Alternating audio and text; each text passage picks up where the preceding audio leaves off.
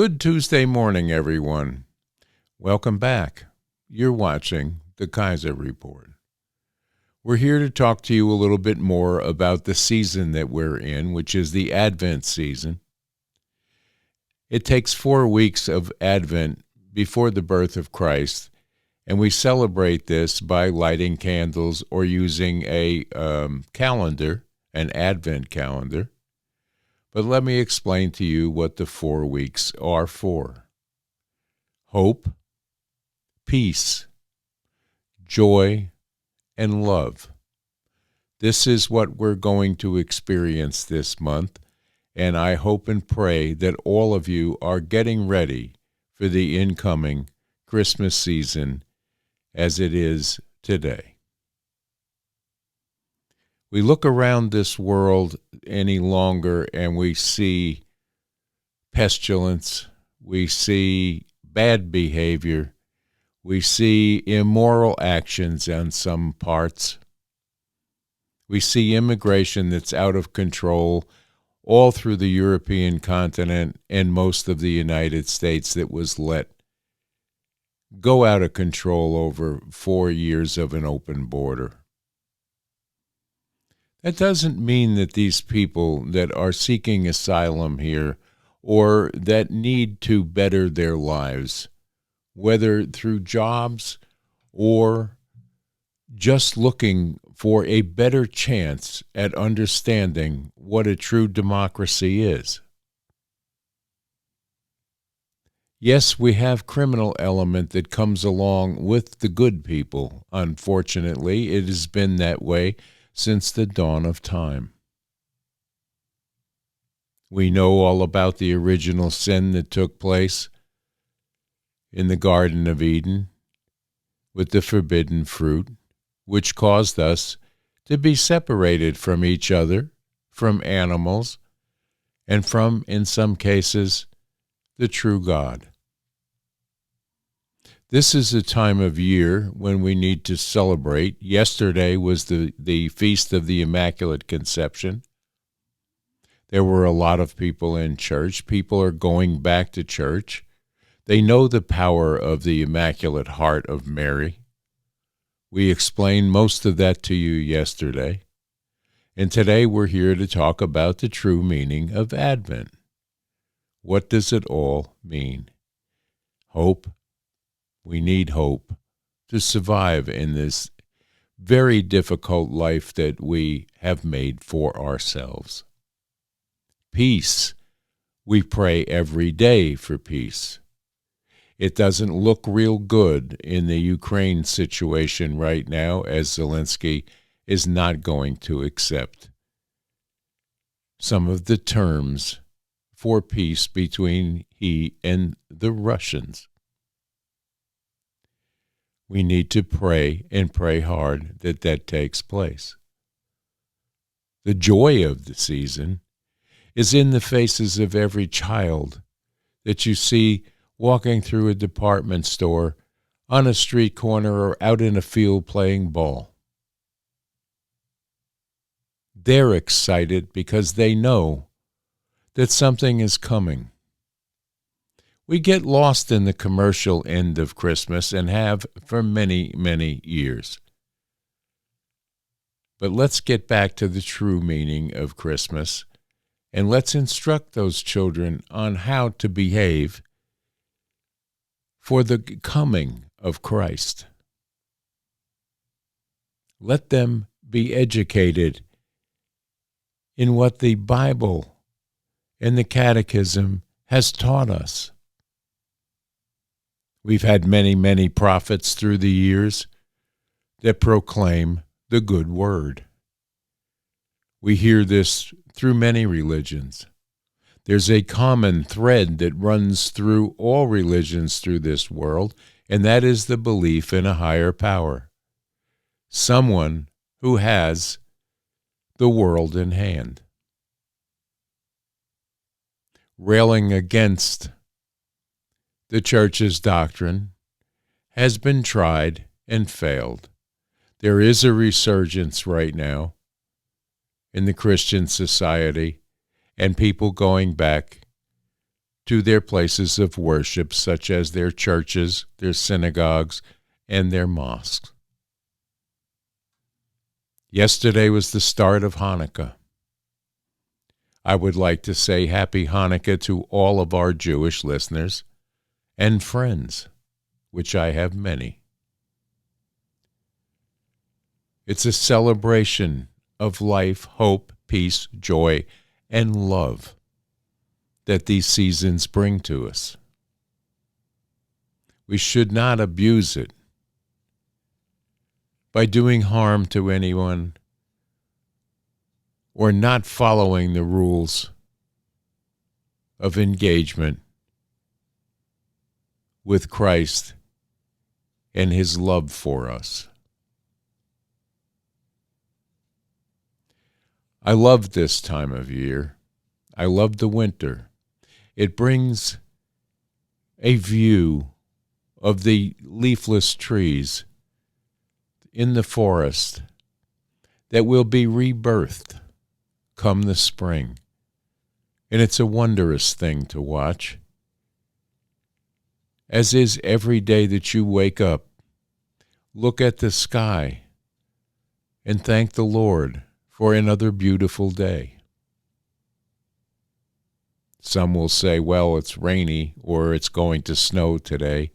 These are all signs.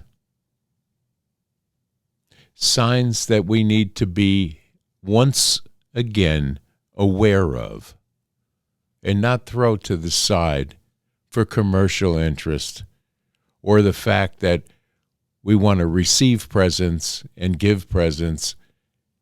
The present that we have been given is a chance at salvation. That salvation is ours to keep and understand if we take a minute and listen. You hear me talk all the time about a walk in the woods and listening to the breeze with the message. I believe that if you take into consideration the sounds around you, you will hear God's voice tell you right from wrong. So let's take a look at our little film today that explains what this season is about. Let's take a look right here.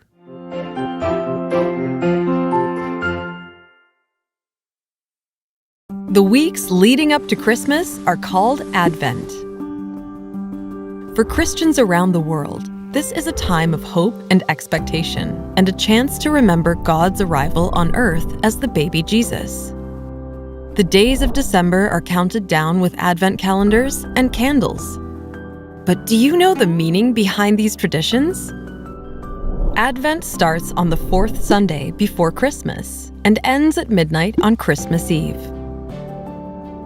Each week carries a theme that reflects the spiritual journey: hope, peace, joy, and love. Every Sunday, a candle on the Advent wreath is lit for the approaching birthday of Christ, the light of the world. The first two and last candles are violet, but the third is a rosy pink for the week of joy. By Christmas Eve, all four candles are lit, and sometimes a fifth white candle is lit on Christmas Day.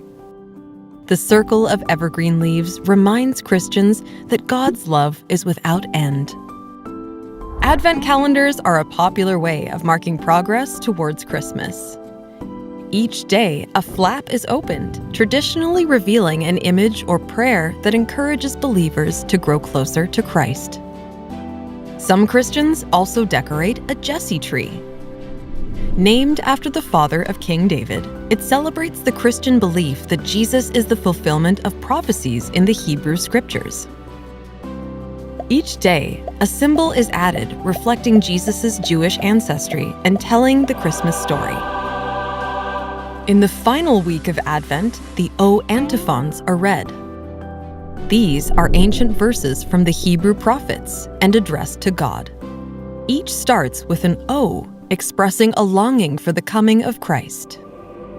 Although Advent is a joyous time, it's also quite solemn. The music sung during church services is simple and restrained. This adds a greater sense of celebration when carols are sung on Christmas Day. During Advent, church altars are decorated modestly, and churchgoers may notice the Alpha and Omega. These first and last letters of the Greek alphabet are an ancient symbol of Christ. Because Advent is a time of preparation, many Catholics believe that it is a good time for the sacrament of reconciliation. Also known as confession, this provides them with the opportunity to draw closer to God as they try to live a life more devoted to Christ. I hope you enjoyed that little short film. It kind of sums up everything for you in understanding of what the season of Advent is all about. Eventually, Christmas Day will be here. And eventually, the new year will break on the horizon for a new start. A new start in our life and our caring for our fellow man. We need to have a kinder, gentler 2026. We've been down the rails of a railroad that hasn't been good for a few years now. We have an opportunity to redeem that. If we pray and pray often, we will find that we will have a better life. There will be affordability. You'll be able to find work. There is no shortage of work that can be had out there. From carpenters to engineers, they are wanted signs around everywhere you look. Utilize the talents that God has given you rather than sit and text someone on a phone, play video games, or hide in a basement because we're too scared to go out into a city that may be under siege by paid-for rent-a-riot people. Don't fear that. Don't fear anything, because in this season you're putting on the armor of Christ. And with Christ at your side, you cannot be defeated. So we're going to wish you a rest of this beautiful Tuesday. Some of you have snow to frolic in. Some of you have snow to shovel.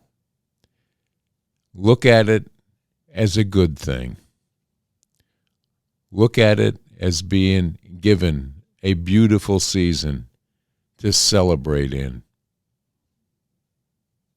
And until tomorrow, stay safe, stay strong, and stay tuned to the Kaiser Report for more information on what's going on in this beautiful Advent season. Bye-bye now, and God bless each and every one of you. See you tomorrow.